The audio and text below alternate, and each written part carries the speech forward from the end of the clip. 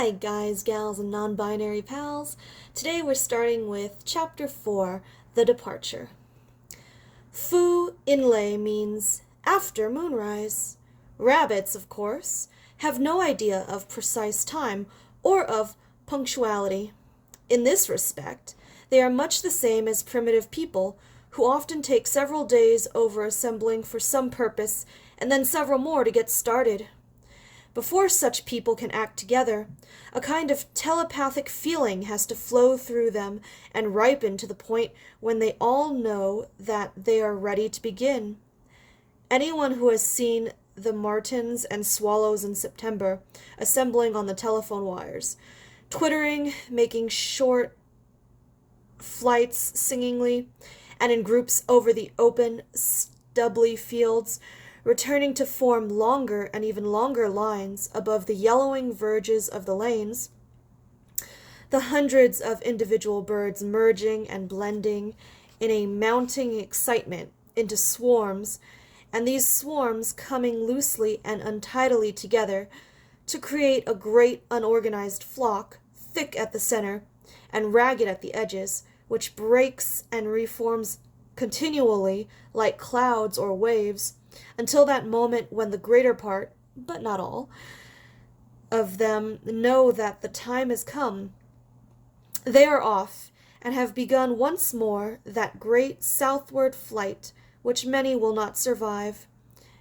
Anyone seeing this has seen at work the current that flows among creatures who think of themselves primarily as part of a group, and only secondarily, if at all, as individuals. To fuse them together and impel them into work without conscious thought or will, has seen at work the angel which drove the first crusade into Antioch and drives the lemmings into the sea.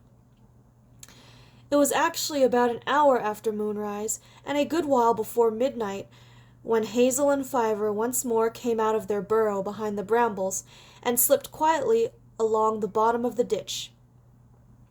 With them was a third rabbit, Hallow Pipkin, a friend of Fiver.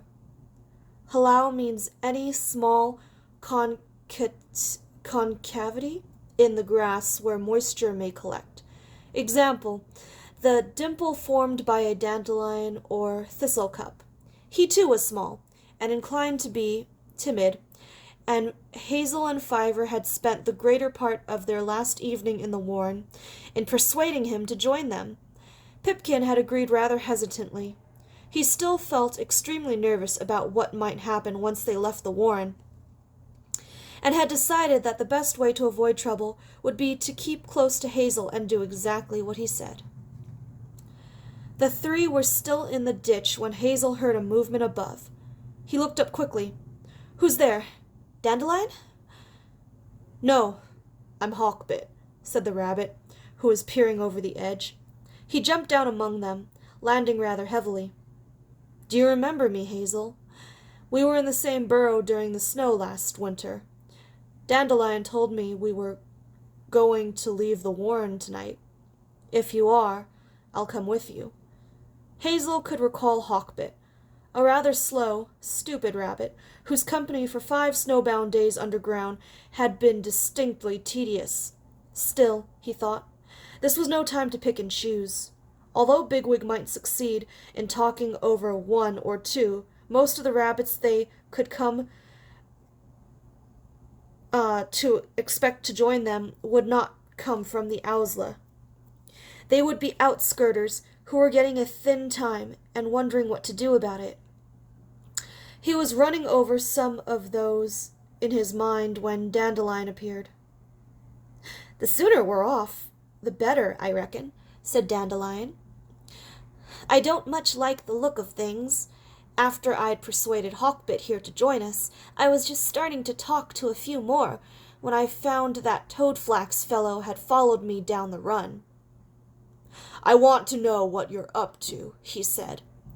And I don't think he believed me when I told him I was only trying to find out whether there were any rabbits who wanted to leave the warren.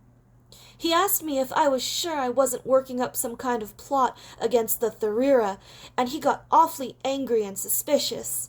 I put the wind up me, to tell you the truth, so I've just brought Hawkbit along and left it at that." "I don't blame you," said Hazel.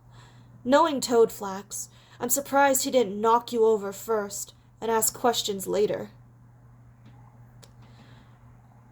All the same, let's wait a little longer. Blackberry ought to be here soon." Time passed. They crouched in silence while the moon shadows moved northward in the grass. At last, just as Hazel was about to run down the slope to Blackberry's burrow, he saw him come out of his hole, followed by no less than 3 rabbits. One of these, Buckthorn, Hazel knew well. He was glad to see him, for he knew him for a tough, sturdy fellow who was considered certain to get into the Owsla as soon as he reached full weight. "But I dare say he's impatient," thought Hazel, "or he may have come off worse in some scuffle over a doe, and taken it hard. Well, with him and Bigwig, at least, we shan't be too badly off if we run into any fighting." He did not recognize the 2 other rabbits, and when Blackberry told him their names, Speedwell and Acorn, he was none the wiser. But this was not surprising, for they were typical outskirters, thin-looking 6-monthers, with the strained, wary look of those who are only too well used to the thin end of the stick. They looked curiously at Fiver. From what Blackberry had told them, they had been almost expecting to find Fiver foretelling doom in a poetic torrent. Instead, he seemed more calm and normal than the rest.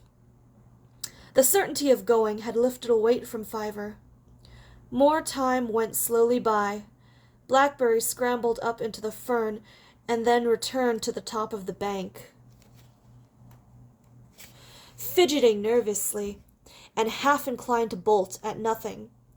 Hazel and Fiver remained in the ditch, nibbling half-heartedly at the dark grass. At last Hazel heard what he was listening for, a rabbit, or was it 2? Approaching from the wood. A few moments later, Bigwig was in the ditch. Behind him came a hefty, brisk-looking rabbit, something over 12 months old. He was well known by sight to all the warren, for his fur was entirely gray, with patches of near white that now caught the moonlight as he sat scratching himself without speaking. This was Silver, a nephew of the Tharira, who was serving his first month in the Owsla. Hazel could not help feeling relieved that Bigwig had brought only Silver, a quiet, straightforward fellow who had not yet really found his feet among the veterans. When Bigwig had spoken earlier of sounding out the Owsla, Hazel had been in 2 minds. It was only too likely that they would encounter dangers beyond the warren, and that they would stand in need of some good fighters. Again, if Fiver was right, and the whole warren was in imminent peril, then of course they ought to welcome any rabbit who was ready to join them. On the other hand, there seemed no point in taking particular pains to get hold of rabbits who were going to behave like Toadflax. "Wherever we settle down in the end," thought Hazel, "I'm determined to see that Pipkin and Fiver aren't sat on and cuffed around until they're ready to run any risk just to get away." But is Bigwig going to see it like that? "You know Silver, don't you?" asked Bigwig, breaking in on his thoughts. "Apparently, some of the younger fellows in the Owsla have been giving him a thin time, teasing him about his fur, you know, and saying he only got his place because of the Tharira. I thought I was going to get some more, but I suppose nearly all the Owsla feel they're very well off as they are." He looked about him. "I say, there aren't many here, are there? Do you think it's really worth going on with this idea?" Silver seemed about to speak when suddenly there was a pattering in the undergrowth above, and 3 more rabbits came over the bank from the wood. Their movement was direct and purposeful, quite unlike the earlier, haphazard approach of those who were now gathered in the ditch. The largest of the three newcomers was in front, and the other two followed him, as though under orders. Hazel, sensing at once that they had nothing in common with himself and his companions, started and sat up tensely. Fiver muttered in his ear, "Oh, Hazel, they've come to," but broke off short.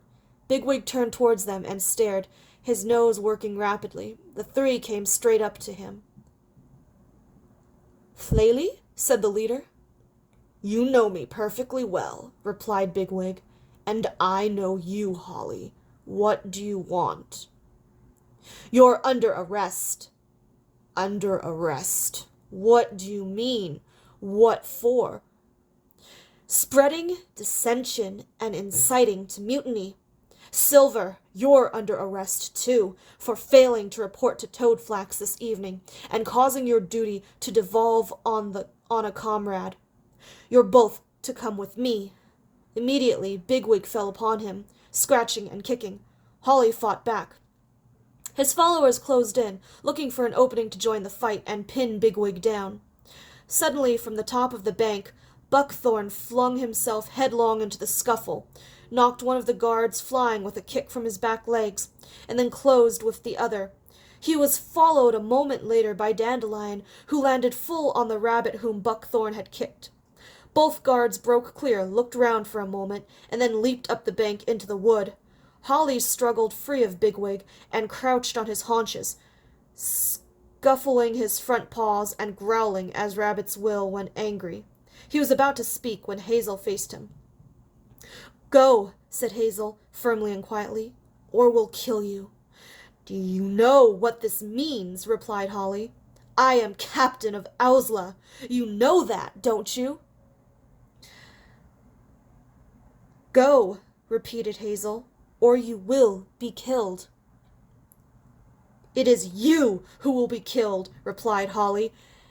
Without another word, he too went back up the bank and vanished into the wood. Dandelion was bleeding from the shoulder. He licked the wound for a few moments and then turned to Hazel. "They won't be long coming back, you know, Hazel," he said. "They've gone to turn out the Owsla, and then we'll be for it right enough." "We ought to go at once," said Fiver. "Yes, the time's come now, all right," replied Hazel. "Come on, down to the stream. Then we'll follow the bank. That'll help us to keep together." "If you'll take my advice," began Bigwig. "If we stay here any longer, we shan't be able to," answered Hazel. With Fiver beside him, he led the way out of the ditch and down the slope. In less than a minute, the little band of rabbits had disappeared into the dim, moonlit night. All right, and that's it. See you guys later.